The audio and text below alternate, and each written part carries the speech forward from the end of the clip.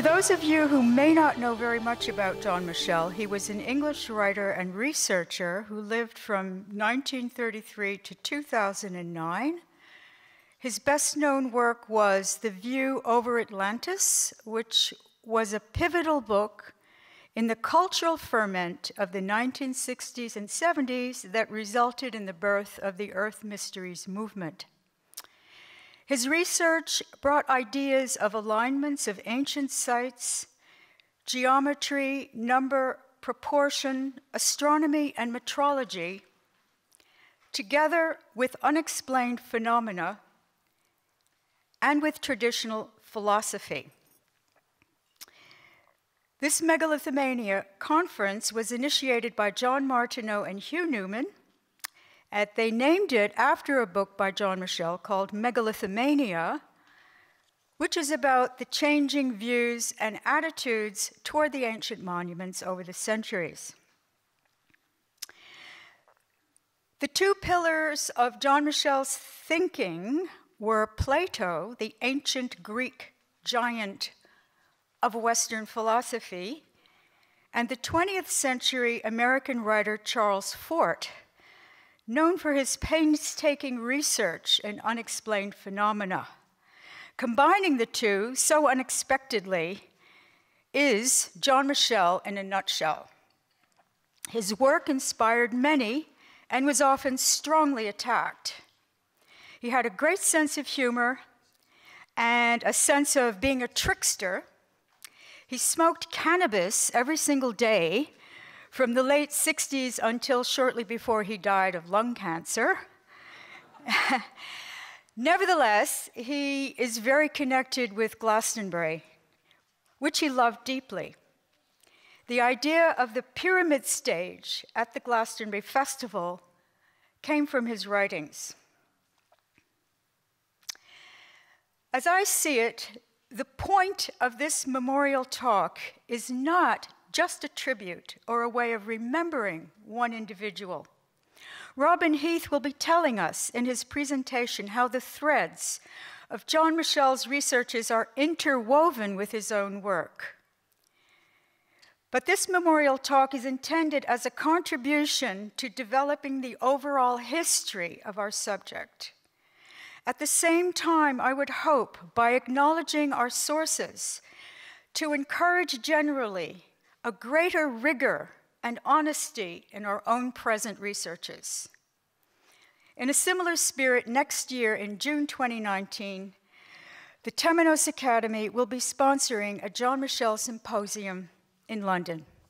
Anyway, here is Robin Heath. Thanks, Christine. Very good. Thanks. Thank you.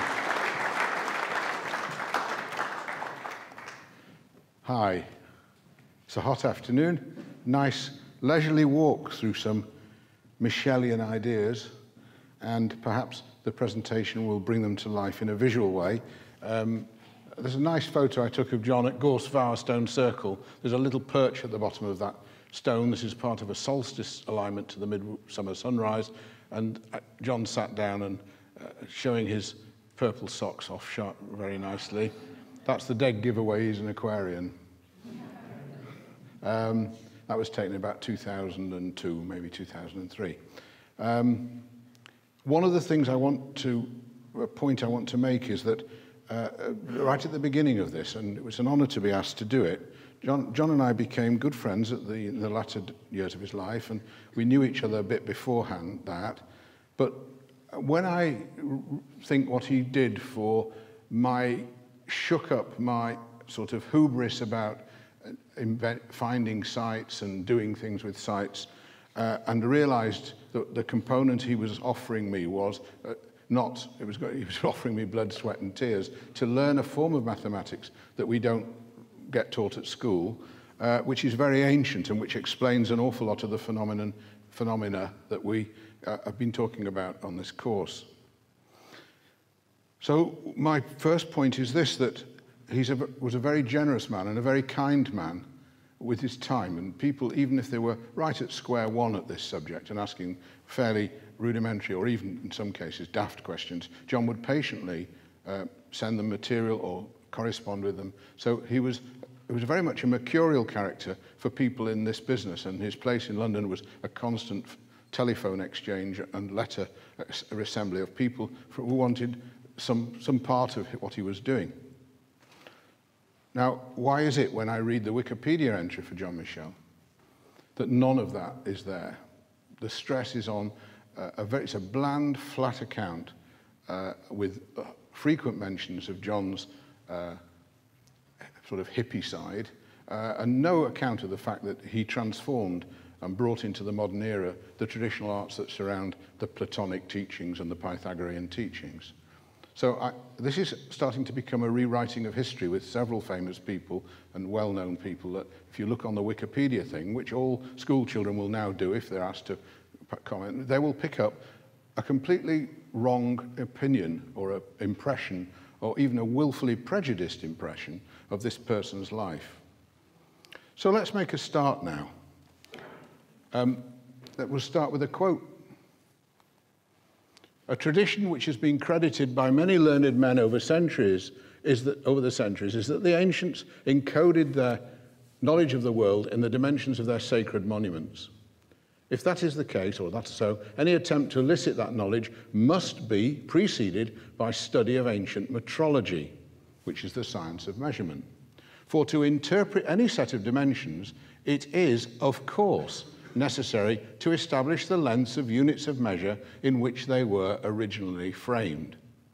Now that was the introduction to a diminutive book that was like a cannonball packed into a 303 cartridge case that came out in 1981 when John was living in Bristol.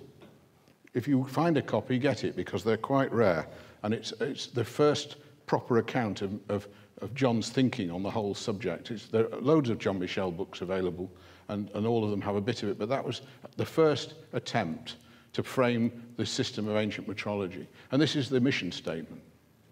So it's quite coherent, well written, as all John's writings. All John's work is very well put together. Now, we can't mention John Michell without mentioning his co-pilot and sometimes his navigator, and that he's with, is Nosh here? Hi, Nosh. Here's a picture of Nosher, or John Neal, as he's otherwise known. And John worked with John Michell on meteorological matters and landscape geodetics for over 40 years. John's big book, a big opus, original opus, was published in the millennium year, all done with mirrors, which laid down for the first time the meteorological system. And he remains a leading light in bringing the system of ancient metrology into the modern times. And after academic, to quote his own introduction, were glad to wash their hands of the subject in the mid-1900s. The first question we need to look at or think about, and the one which may interest most of you, particularly when we've been listening to Andy Collins and some of the other speakers, is how old is this system of ancient metrology? Because Plato was about 7th century BC, or Socrates certainly, and that lot were all that period of time, that lot. There were a bunch. It was a party. I mean, it was a period of time when the ancient world collided with this new Greek method of dealing with things, the more objective, some would say, and also there was writing. And so the works of these people, apart from the Pythagoreans who never wrote anything down, but the Greek philosophers wrote down, and from which we get these gems, these trinkets that have come down through the eons. Now, I'd like to look at what we're basically talking about. Gary Biltcliffe's lecture first thing this morning quite rightly centered on the idea of a cruciform for the idea of a center with a cross through it, which of course is a symbol of a Celtic cross, a traditional symbol of a Celtic cross, but it comes from having a choice of dividing up the sky. And when one is dividing up the sky, you are then into astronomy, and you're into knowing how many revolutions the Earth makes before the year is complete, how many days it takes for the moon to become full again, how many times does it take the moon to go past the same star. Now, this is not a lecture of instruction on all of that, but someone somewhere eventually has to divide the sky if we're going to understand the dimension of time. And the dimension of time seems to be an awful lot to do with what the megalithic culture were trying to do. in many books, particularly those written about the late 70s and early 80s, books by Alexander Thom, Gerald Hawkins, Fred Hoyle, and quite a few other leading lights, which I don't need to mention. Those books of that period repeatedly suggest that being able to predict an eclipse was the sort of fence post of the final frontier of achievement of the megalithic culture. And various sites indicate that they were capable of doing that. So the sky chart is connecting the Earth to the sky, which also, in traditional Platonic sense, connects us to the temple, because the temple is a drawing down of heaven to earth, as above, so below. And if we complete the phrase, it's also so that there can be a reflection, as below, so above, and so that the one can be achieved. And we've had a lecture about the one here. So the earth occupies the center, and the sky becomes connected with the earth. So on this particular thing, there's a sky, there's the earth in there. We've got the traditional signs of the zodiac, and whoever did this thing is firmly locked into the Western model of having 12 signs of the zodiac, 12 tropical signs of the zodiac, and there is no reason why it needs to be 12. But 12 is a very good number to pick. It's good because it divides by 2, 3, 4, 6, 8, 9, 10, 12. So all the first sets of the early sets of numbers all divide in, and we must remember that we don't think they had electronic calculators in megalithic times. So how did they calculate? This is something I want you to hold in your head, if you've still got one after this weekend. So there's a typical birth chart which was on a slide yesterday. This is a given time and space. It's a unique presentation of the position in the sky of the planets. The horizon is formed by this horizontal line. That's the local horizon. And then we can see that because it rotates clockwise, that this is the southern sky. We've got Neptune there. We won't be able to see that. But Saturn's there, coming up to the midheaven, the top of its path every day as it rolls round. And then we've got the Sun, Mercury, Venus, Mars, Jupiter. Where's that? Where's Jupiter gone? Someone's stolen Jupiter. There it is. Jupiter, Saturn, Uranus, Neptune, Pluto, and there's the Moon. The Moon's nodes there. So this is a freezing. It's a location. A unique location on the Earth has that pattern. It only happens at that one location. Of course, if you walk 10 feet, it'd be much the same. But if you walked 100 miles, it wouldn't be. But it's a time and space representation. And it is a word we don't use now. It's a temlun, which is a sort of accompaniment device to give us a sense of the templar nature of a time and space thing. And we use the word contemplation. Astrological contemplation contains the temple word in it.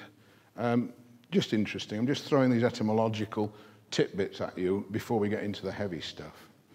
You don't want that. We're tired, aren't we? We've had a long day. So this is John's picture from the front of Ancient Metrology. It's William Blake, who is a prolific sort of Platonic solid from the 18th century. And his life is, that was a joke, but it's all right. I'll get over it.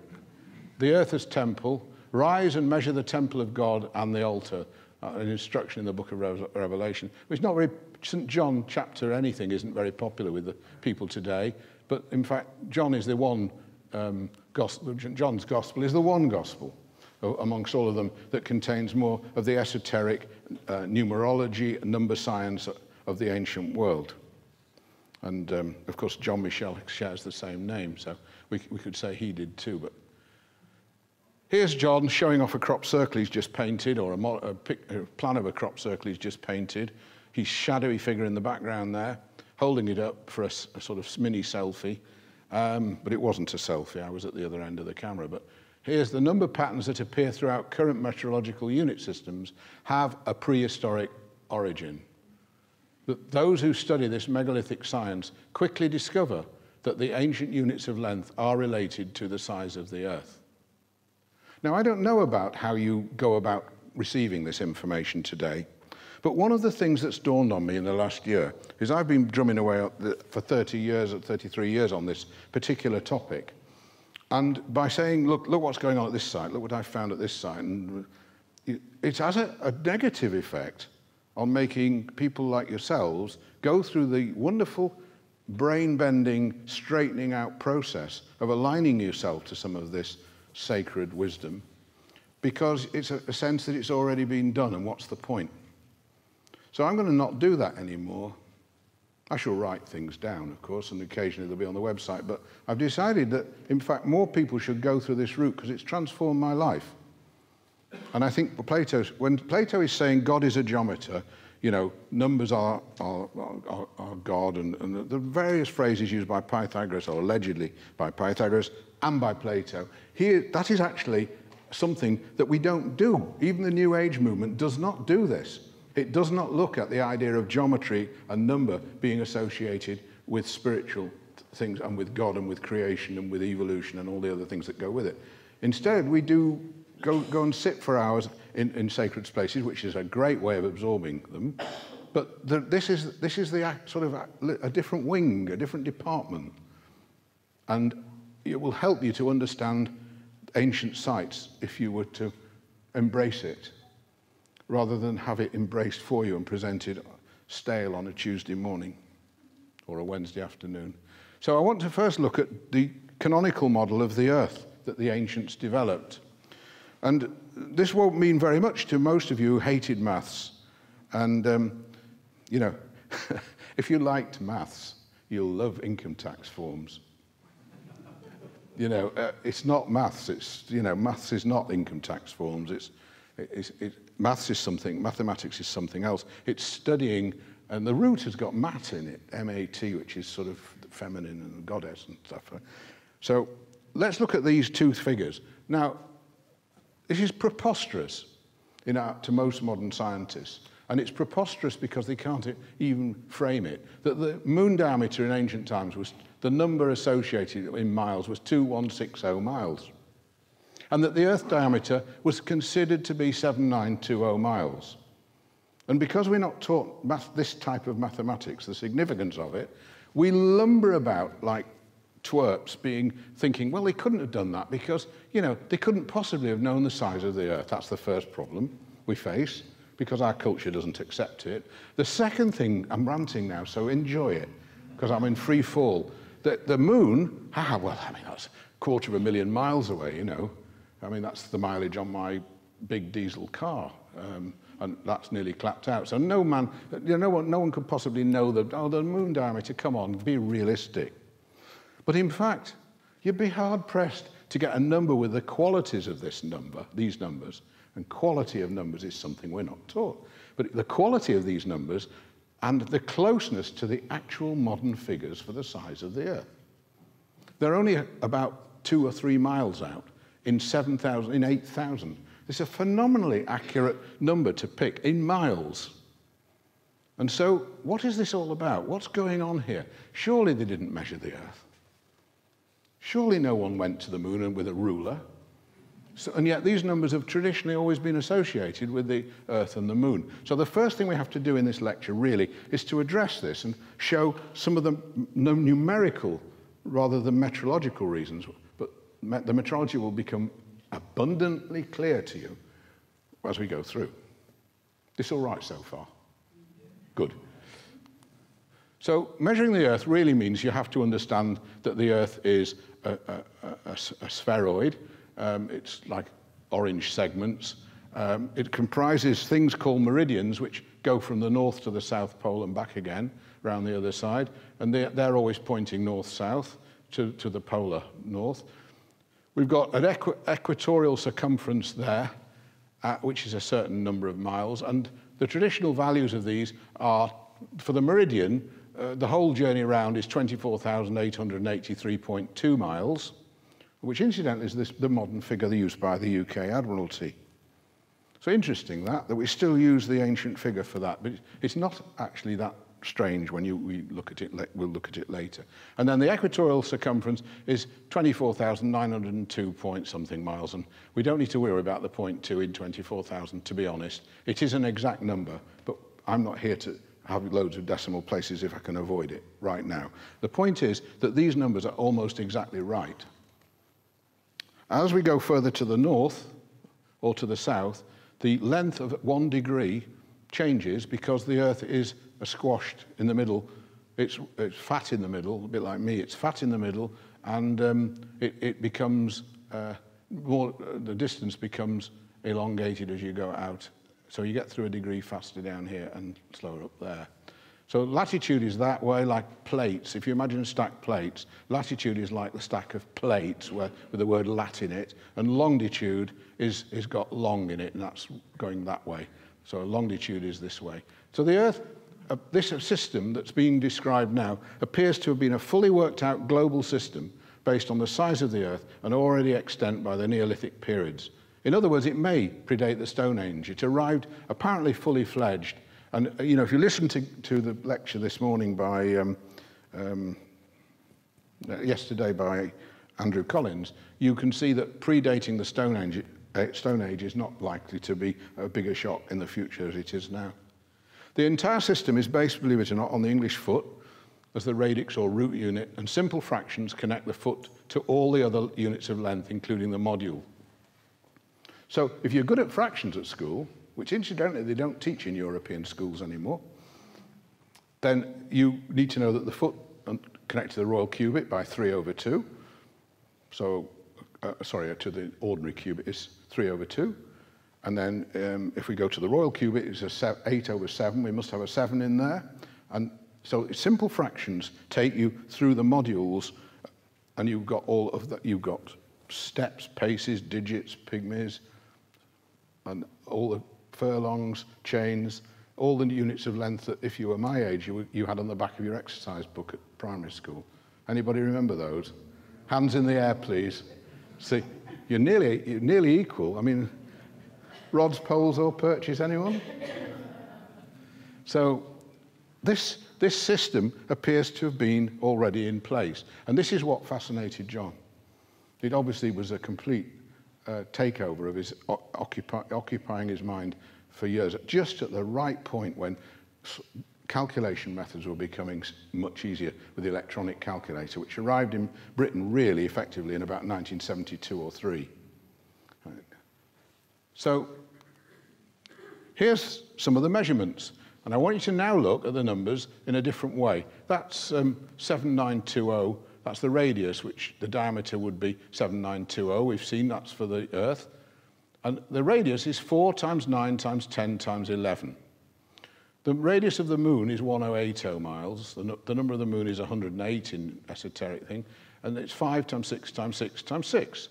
The diameter of the moon, therefore, is 10 times 6 times 6 times 6, twice it. And the diameter of the Earth, therefore, is 8 times 9 times 10 times 11. If you sum the moon and the Earth together, you get 500,040 miles, 1 times 2 times 3 times 4 times 5 times 6 times 7. Now, the question is, it's in miles. And these numbers aren't made by, we don't assume that the Earth and the moon were created by men. And so if the mile is the only unit that delivers these numbers, might it be that these numbers were turned into, the best way of representing them was to discover a unit called miles as your starting point in the process. In other words, it's a backwards process from what we normally would imagine. You're given the size of the Earth and the moon. If you're an engineer, you're given a piece of machinery. You don't go changing it. What you do is you find out how it works and what the measurements of it are. And then you make your number to do calculations with it simple by making these factors very, very simple. Most people in the ancient world, I'm sure, and certainly when I was at primary school, I could divide by all those numbers very, very easily and therefore take sub-multiples of these numbers very simply down to smaller dimensions than the size of the Earth. So no other unit of length, particularly the kilometre, but any other unit of length applied to these numbers will give you the size of the Earth and the moon. So the mile, the Earth and the moon are locked in terms of the human understanding of their sizes is locked into the use of the mile. It might not have been called the mile, and it certainly might not have been a lot of things, but the point is that to get the simplicity of calculation for doing metrology and navigation and astronomy, this would do the business. And this is what John kept banging on about in his early books, and very few people really got it. So I don't want to keep going on about the numbers, but because they're in so many of John's books, but that all of this stuff is simple ratio, and it's all the size of the Earth. It's accurate to 99.9%, which is 1 part in 1,000, isn't it? Oh, no, it's 1 part in 10,000, is it? What's 99.9%? 1 part in 10,000, that's right. So there's a model of the two numbers that Plato's sublunary world was described, and John Michell wrote on it, worked on it very, very well to describe this relationship of 5040, radius of the Earth plus that of the Moon, and the radius of the Earth 3960, to end up with the Moon tagged on. I mean, it's not astronomically correct, but the sublunary world metrologically is the half a moon on each side. So it's Sun, Earth plus Moon, and it makes a 3-4-5 triangle up to the top ridge there, which is particularly interesting to people who are interested in Pythagorean triangles like me. And this is the original form of the temple, which is, in numerical terms, its diameter should be a multiple of 1.008. And the circumference should basically be a multiple, or should be that number represented in. And we find this at Stonehenge, where the midpoint of the lintels of the Sarsen circle are 100.8 feet, and the circumference is 316.8 feet. So Stonehenge, ipso facto, is a temple. No messing. But it was a temple built long before Plato. Do you get what I'm saying there? Long before Plato. A couple of thousand years before Plato, or Pythagoras. And so we are actually starting to see a mechanism built into Stonehenge that if you use feet as a unit of length, you get those numbers as the ratio between the diameter and the circumference. Cool. So let's see what John did with this. John didn't tend to work with inches, which was, I always thought was a bit of a shame. But I do understand why. But on the other hand, when we look at what he did to the town of Glastonbury, in which you are now sat, you can see he made a vesica piscis, which a form we'll come back to, which is the creative generatrix of cosmology. And there's St. Mary's Chapel and the Abbey, and the Mary's Church Abbey. Here's the Market Cross. The north-south, or traditionally what would have been the north-south, but it isn't, goes down to the fish pond in the Abbey Gardens. This is the Roman Catholic, the well and the Roman Catholic Church with the garden there. And this is the edge of the cloisters up here. Now that circle in the middle there is 660 feet in length, which is 7920 inches. So here we've got not a temple, but it is certainly a model of the Earth, held within the generatrix, the female form is emitting or representing this knowledge numerically as an Earth being birthed.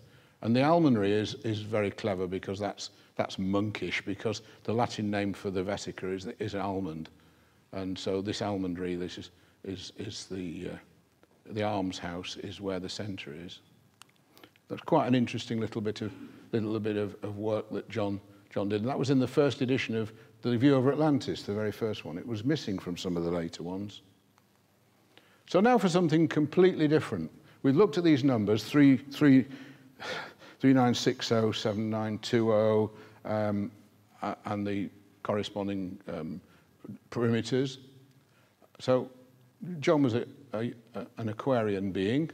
So perhaps we can get a Uranian shot, because John had another string in his bow, which is that he was very heavily involved in a modern phenomenon called crop circles. In fact, he was there right at the very beginning and was even editor of the Seriologies. So if you start looking now at this crop circle called Crooked Soli, you will find that this is mitochondrial DNA represented, and it sort of looks like a very, very clever, a very miraculously clever attempt to fox us all with some clever dick who has a magic way of flattening wheat. But the squares in this wheat field that have been flattened and not flattened are in the ratio of 504 to 7920 and are very much showing that whoever designed this crop circle had read enough Plato to guarantee it conformed to being a temple, all being a temporary one, a very temporary one, because that is a very ratty farmer there. He is a very ratty farmer because he spent a lot of time and energy trying to grow corn, and some hippie or two farmers with planks have come in that night, because it wasn't there when he drove his tractor along that bit coming home the following night, listening to Radio 3, unlikely. And this here is just a clever representation of his work. But it was only there for 2 hours. This ratty man in this tractor, who's obviously got serious Volkswagen transducer problems, is going to suddenly now go in there and he's going to cut that out within, I believe, 2 hours of Steve being there. This had disappeared. And Steve Alexander is the man who hires a helicopter at great expense in order to be the person who gets all the photographs of all the best photographs of the crop circle. This is an incredibly weird thing. Now, if this it almost suggests it was, and some people have said, it represents an earth spirit or an earth energy that is fully familiar with the laws of creation. You can make your own view on that. I'm not setting any dogma on anybody, but that is a very, very weird thing to be following the rules of Plato. So let's look at what research has happened since John left us. We'll stick with the Vesica. There's Carningli Peak. We move to West Wales now, and we look at the Preseli Mountains in West Wales. This is an extinct volcano from 400 million years ago, and so the top of it is just bare stones. And just to the left of the top, just about here, is a Neolithic burial chamber, which looks out over to the east or northeast. And there's Pentrefan, which is the whole symbol of the national park in Preseli, Pembrokeshire, taken at night with some car headlights. And that's the busy nightclubs in Newport down the road there. Oh, it's really joints jumping down there, mate, after 6 o'clock at night. And there's a picture of Nevern Cross, a huge megalith, Christianized at the top with a very badly fitting sandstone top. So it's got a sarsen top on a bluestone megalith, which is really good, isn't it? Because we've got the two materials from Stonehenge, sarsen and bluestone, combined in this Pictic or Christianized carved Irish cross, some people call it. That's Paul Broadhurst, who once had a job as a holding up megaliths, I remember, and he's doing a very good job there, and we're doing our best to topple it there. We all look very much younger. So there's the view from the top of Carningli. There's the church at Nevern. Those of you who've been will know it's got a yard full of yew trees and it has a very interesting energy that a lot of people are very tuned into. There's a mound at the castle here, more or less where I've put the 30-degree thing, and this from a theodolite from Pentrefan is looking at the point of the Neolithic burial chamber is the MBC. It's not a television station that operates from the top of Carningli. So there we have exactly west, and this is 30 degrees from there. It's 30 degrees from Pentrefan up to the castle, and there's the form it makes, which is an equilateral triangle. Now, this is starting to be interesting, and when I first found this, I thought it was very interesting, and then something said, well, you know, let's look if it's a rhomboid and a vesica thing, which a vesica contains two of these, one inverted underneath, called a rhomboid. So out you go with the theodolite, and I didn't need the theodolite, just looked on the map. And there it was, all on its own, on the middle of the moorland was another, there was a bigger picture of it, is this beauty. Wine mound, which means sort of peaty track or track through the peat. And it's a megalith set in a spring because this water never dries up. In Wales it's hard to tell because it's always raining anyway, but it doesn't dry up, and there are tadpoles and things and beetles. And it's about 8 foot tall, and it's a great big hoary old stone, a bit like the heel stone. And then we get this thing here. Now, I'm not making this up at this point. This is not some sort of New Age fantasy. I'm using a theodolite, and I'm using, I would use Google Earth now, but I didn't have Google Earth till quite late on. And then you measure all the lengths of all those arms. 1, 2, 3, 4, 5 arms. And you put them all down, you record them, you find the average, which you shouldn't do in metrology, but you have no choice on the land because you're just trying to find out what was possibly in the mind of the person. And I came up eventually with this figure here, which was published in a book, 11,759 feet. And they're all within, all the values lie within that little mark there, between 11 and 12,000 feet. They all lie in that, and that's the numbers there are all correlated. So you can see that they're sort of spread pretty evenly, which suggests, you know, a randomness about it. It's not a bell curve or anything. But the point is that it's all within, you know, very accurate. The range is very tiny, and over rough terrain, it's quite remarkable. So then you actually say, well, let's find the module. Now, this is the most important thing in metrology, something which John Neal has spent hours taming me to understand, and I do understand it, and thank you very much for that. It was a gift from the gods, really. Temple diameter turns out to be 10,000 units of, well, let's find out. So there's our actual number in feet. And we don't know that these people that build these things, these prehistoric people who put megaliths in geodetically accurate geometries, we don't know that they were using feet. We haven't got a clue what they were using. But the ancient system of metrology says they're going to be using one of the feet. And it turns out that the Russian foot, which is 6/7 of a foot is 6/7 of a Russian foot. So it's a bigger unit. There are fewer of them. And therefore, you can say that the span of, I'll go back here, that middle span, all the lines there are 10,080 of the Russian feet. And Russian feet, and I'm quoting John here, is commonly found at megalithic sites. And so we've basically got a temple in the middle. We've got the same thing that we find, you know, at other sites, which is we've got this combination of these numbers built in Russian feet. And this is quite an interesting fact, because if we look at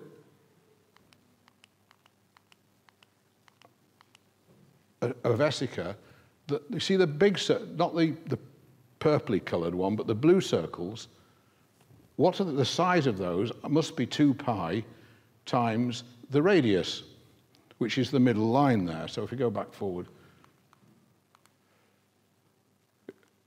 So we're talking about that middle line there from Carningley Peak to Pentrevin. And then when we measure that, we find it's 10,080, and the circumference is that in Russian, in 31,680 Russian feet. But the bigger circle, which you can see shaded there, if you're using English feet, is exactly 7.0000 miles around. And yet the vesica is a hexagonal product. Use the Russian foot, and it's exactly 6.0000 miles round, which is fitting with the geometry of the vesica. So this is a generating process where here we're finding the same temple geometry in a monument that must be in place before Pentrevin, which really places it before 3000 BC. I know that Andy Collins this morning said, well, you know, that you say it as though you should be shocked, but I know he's rolling the carpet back to, well, tens of thousands of years BC. That's fine. I'm stuck with the stuff on my landscape, so I'll keep with that. And then we'll see if the carpet he's rolled back actually joins and matches the carpet I've got. And I'm sure that process could happen quite soon. So now, is everybody okay with this? We've done the heavy stuff now. Some people have left, but I think I like to arrogantly think it's not due to me. So let's go to the Lake District. This is Long Meg, a very interesting stone that's plastered in cup and ring marks. You can see it's a square cross-section stone, and I'm sorry if I'm a bit away from the microphone there. Is that okay? Yeah. It's something like about 15 feet off the ground there. It sits in a field. Helvellyn in the Lake District is not visible, but that's on the far horizon. A nice old road sign, and always good to have cows in fields, real cows in real fields. And we're going to have a look at that now. And this is, because the next stage of this thing is to look at some new work, and to look at some new work that's going to change your perception. And those of you who are currently doubting what I'm saying can possibly be true are going to get a rather nasty shock in a moment. So gird your loins. In the Lake District, there are two circles that fit the two geometries of Alexander Thom, the type A and the type B. They're flattened circles, but this one, the Castle Rig, one of the most beautifully sited crop circles, stone circles anywhere in the land, is situated near Keswick, and it's based on the Flower of Life design, being a hexagon. You can quite simply see, even if your eyesight's not very good at the back, you can see that the stone is present at the points of the petals. Can you all see that? Yeah. So this is rather interesting because you can see that those stones are suggesting that obviously they knew the form. Well, it has to be they have to have that form in order to create this flattened bit, this mysterious flattened bit. So down here we've got the shape of the geometry, and it's all done with pegs. From there you trace that flattened arc there.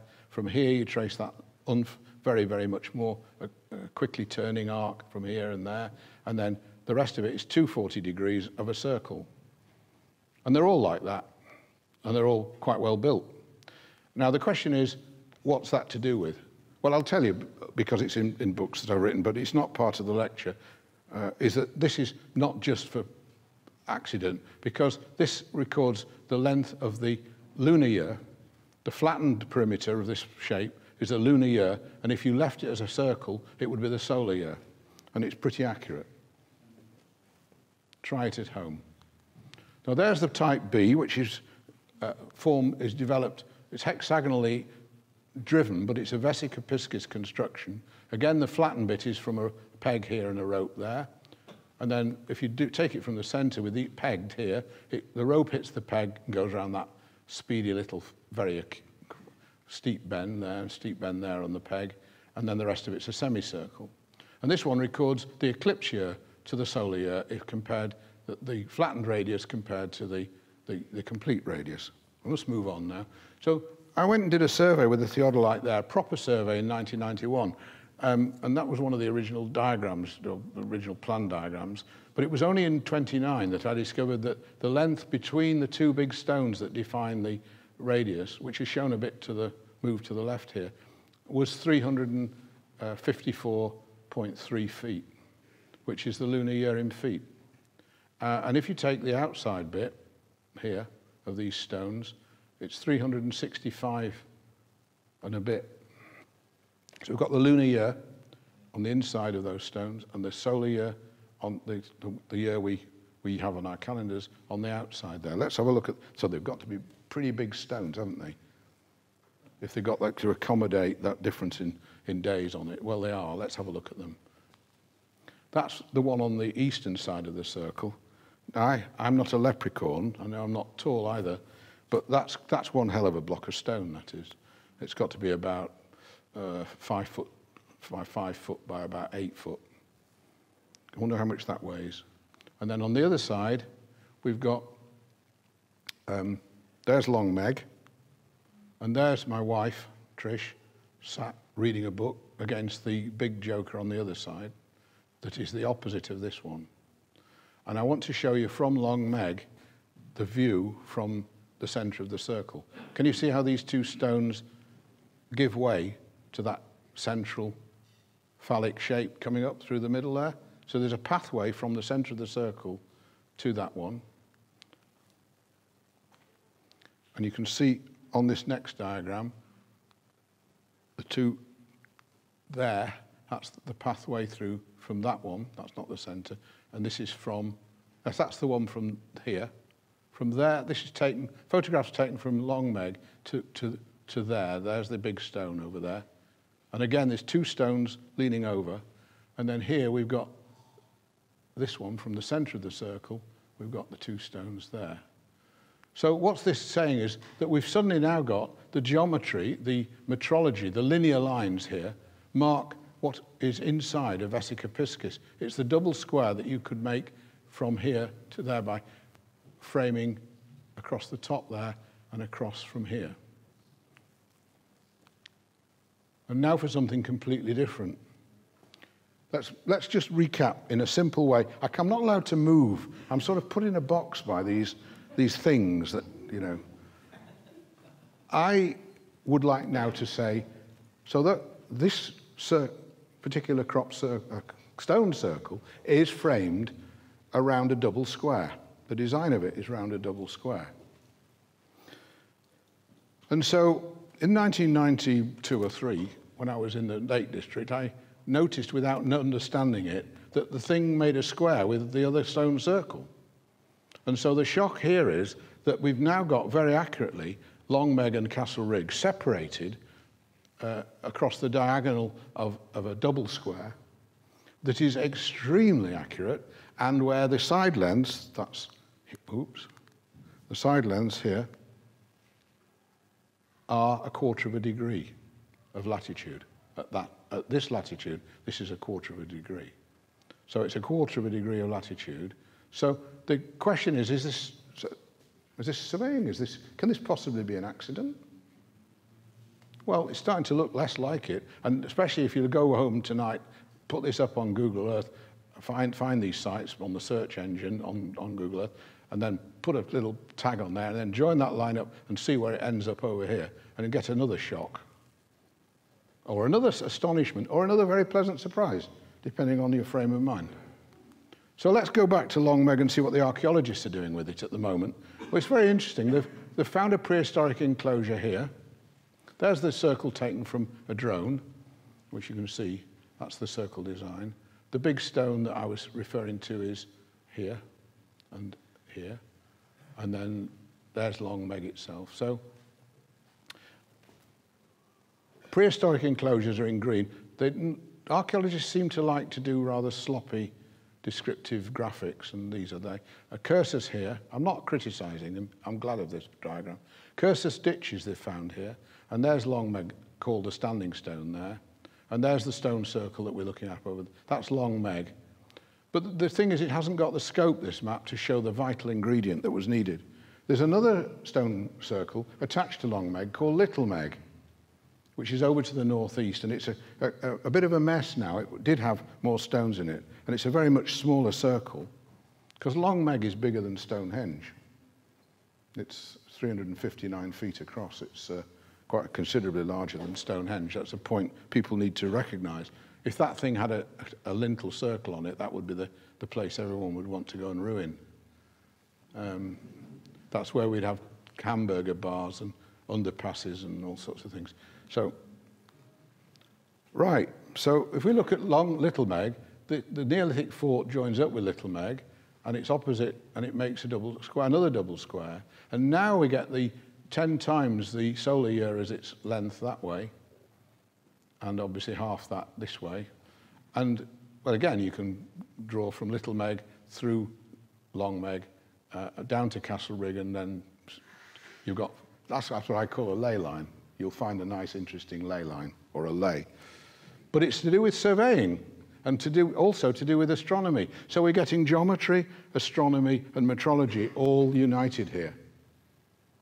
And that's called megalithic science. And Alexander Thom defined those 3 subjects. A, astronomy, G, geometry, M, metrology, was megalithic science. This is an amazing piece of landscape sculpture, but we haven't finished yet. And always when something beautiful happens, or you find something beautiful, usually it's next to something fairly horrible, like the centre of that town that we saw with I think it's called Bristol, I don't know where it is, but it's called Bristol, which has got the Norwich Union Insurance Building being vandalised right on the centre of the most sacred part of the town. Well, here I want to go and visit a nuclear power plant in the Lake District called Sellafield. It's had other names like Silecroft and Sunny Meadows was for a while on its name. I think Steve Bell, the cartoonist in The Guardian, called it Sunny Meadows, and there were all 2-headed sheep leaping around happily, and that. And you can see it's got all the beauty of a military establishment. But if you can see a diminutive little pile of stones here, That's a 110-foot, I think it's 110-foot diameter stone circle called Greycroft. And it's pretty ruinous, but it's quite it's a nice site to visit until the police come and march you off, which they do. So don't go and visit that. There was a golf club here, but I don't think, unless you work there, you can go in there. But this is some years ago now. And there's a picture of it at its heyday as a wonderful site, the Greycroft Stone Circle, with the new PowerPoint, the new brave new world that was being built during the 1950s. Now here's Burnmore. It's a set of stone circles directly to the east of here. Burnmore East. It's a great, and again, more than 100-foot diameter circle, so this is a big stone circle. And then we've got probably one of the most beautifully set in the Lake District, Swinside or Sunken Kirk, which is more a contiguous stone circle, more like Castle Rigg than the others, which is a true circle, and although it's been somewhat dilapidated, it's still a very wonderful place to hang out. I need to go there again. I haven't been for some time, but we look at these three circles and we discover, because Google Earth allows us to find this out very quickly, that they too form an identical half one of these. They form half of one of these, and it's east, south, northwest, east, south, northwest. That's a quarter of a degree. This is all new stuff, and John would have loved it. I hope you do. I hope that you go away and be inspired by this, because this is prehistoric man doing things that you won't read in any book. And that always is a good thing, that you find stuff that's not in any book, because it needs to come out into consciousness and be seen for what it is. So now we're going, was that good? Are you happy with that? What, no, I'm not finished. No, you don't get away with that now, but let's have a look at the time. What time is it? It's now, right? That's good. Well, let's move from now, and we'll now do something. We'll now do something. Let's go on a little visit. This is something where John and I re-met after years of not having seen. I moved away from near London, so I didn't get to see John very often. But this is the lunation triangle. I won't bore you to death with it, but this is a way of solving the calendar using various metrological, which have been argued over till we're all done. But this is connects geometrically. Forget the units of length and forget almost everything, except this connects the Bluestone area with Stonehenge through a 5, 12, 13 triangle.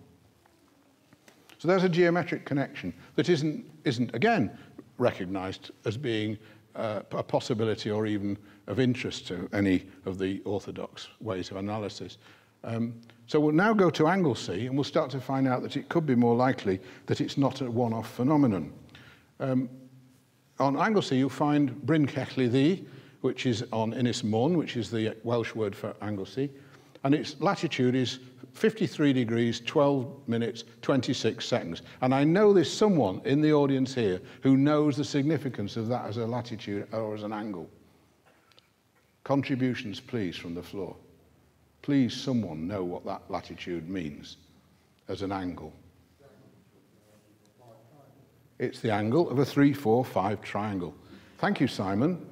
You get an extra bonus point for that. And here, 11 miles to the west, and on exactly the same latitude, is the largest chambered tomb on Anglesey, which is Bar Clodiad y Gardd, which is the apron of the goddess. And there's my sister-in-law looking through the barred gates that stop you actually seeing the dolmen inside and all the cooking pots and Neolithic activity that you're not allowed to see because it's naughty. And there's Arborough in Derbyshire, which is on, strangely enough, within 2 minutes of a degree of this one, to the east again. So you've got Bryn Celyn, Bar Clodiad here, 11 miles, and then you've got Arborough, 128 miles, forget. There we are. Now these are the original Bryn Celyn plan from the air looks like that. They're almost identical in form, which are not dissimilar to Stonehenge, are they? Or indeed any henge. And there's still a fallen stone circle or stone ring inside those. They're both located within 2 minutes of the same latitude. And Barclodiad is within 3 seconds, which I ought to point out is 300 feet and 11 miles off the same latitude. So we can draw a triangle between these sites. We can forget Arbor Low for a minute. There's Bryn Celli Ddu, there's Barclodiad, and there's the Bryn Celli, the ideal hypotenuse for a 345, which occurs at a monastery right on the tip of Anglesey with 1 or 2 other interesting prehistoric clues to its having provenance. And you can find, by using the methods described by Michell and Neil, you can define Greek geographic Roman foot, which is the same foot that is being used to define the inside radius of the Sarsen circle at Stonehenge. So we all know that foot because there's a 97.32 English feet inside that radius, and that's 100 geographic Roman foot. It was described as 100 Cyclopean feet by, I think, Petrie, the famous archaeologist. So look, this is a 345 writ large in unit lengths here. This is the 3 side, so 20,000 Greek geographic Roman feet. Don't worry about the geographic. It's a geographical way of defining the module such that it fits different circumference or radius of the Earth, and it's a numeric fraction again, but we won't have time to spend on that. I want to show you the results of using it imply that this is quite an accurate construction, and these monuments are sited deliberately rather than randomly placed. So location, location, location stamps the triangle on the landscape, and we'll have a look where that leads. Now you see an ominous sign of where things to come are to Stonehenge. So then we look at Bryn Celli Ddu, Arbor Low, which is here. That's the thing for Bosley Cloud. This is Arbor Low here. Down to Stonehenge, across to Mort Point, and then up to back. All of these lines have been explored by myself and dozens of other people, and I've got feedback on them. And there's even the 4 stones in monument where the diagonals cross is in this area here at the middle. Mort Point, 5/6 of the distance to Lundy from Stonehenge. So if that was 5, you've got 1 there. If that was 6. And this is a big geodetic structure. Now, is it real? Well, Stonehenge looks a lot like these sites on the ground. It's just bigger. And we've got an extension to the line here. After Arbor Low, we go to some stone circles in Derbyshire, which are on the same latitude. So I'm saying to you that probably is a real structure, but when we actually see, is it geodetic, we notice that this is 2 degrees of latitude. Stonehenge and Arbor Low are closely 2 degrees of latitude. And they form a 3-4-5 triangles, or a rectangle, a 3x4 rectangle. There's in the air, these sites look like that. The stone circle's missing at Bryn Celli Ddu now, and there's Arbor Low, there's Stonehenge, and the unit of length is 240/7 miles. This is not a unit of length that John Michell found this unit of length in other sites, but he didn't know about this construction. This is all later stuff. So this is funny thing to have a divide by 7, except it isn't. If you're going to be using pi at 22/7, it's actually essential for your calculations. That Lundy Island, the lunation trial comes up here, and that's 5, 12, 13, and the other units of length. And now let's have another shock. Let's ask, what happens if we take the line from Anglesey, tip of Anglesey, right down here, past Stonehenge? Where does it turn out? I mean, I think Gary should be getting interested at this point. Something going on here down at Bembridge Airfield, maybe, or this. Certainly that. Well, now we take it down and we come to another 3-4-5, because the angle makes that angle, and we're down here at Chartres Cathedral, and we've got here the church at Samson Church at Dolder-Bretagne, and a place called Tronchet Abbey marks the right angle there. If you go there, it's quite well marked. I think the gardens there are have a statement in them that makes one think it's there. And I'm interested in telling you that as a triangular structure conforms in geographic units to the previous one. So in geographic units of 24 over 7 miles, rather than 240 over 7, it's 42 by 56 by 70. And there we have a metrological glue is connecting all of these sites. Now, Chartres is a medieval cathedral, but it was something underneath it before it was ever a medieval cathedral. If you read the wonderful Rilke publication by Louis Charpentier, which is about Chartres Cathedral, the miracle of Chartres, which you can buy in town here for about £6, you'll be amazed at how thoroughly the author has researched what was there before and what its history was. This was in a very important Celtic centre because it's built on a grotto. There's a shrine to the Virgin underneath. Chartres Cathedral always was, long before Christianity came along, a black goddess. And there's Stonehenge, and there, if we take the whole lot together, we end up with, not to scale at the top, but to scale everywhere else, we end up with this arrangement. And we have to ask, it's got to be real in the sense that the geodetic unit is constant throughout. You're finding the divide by 7 in the units all the way through, which certainly from Bryn Celli Ddu anyway. And there, the triangle side lengths, and then we keep getting this number here, 7168, again a canonical number. It's in the megalithic yard, which I must call the megalithic step, because it isn't a yard. And the reason it isn't a yard is 3 of the foot, and a megalithic step is 2.5 of the foot. So, and the pace is obviously twice that. So all of this is going to take you some effort. I'm making an apology for it a bit, but I want to make it perfectly clear to you that in fact it's going to be you that has to do that. You have to go through a process.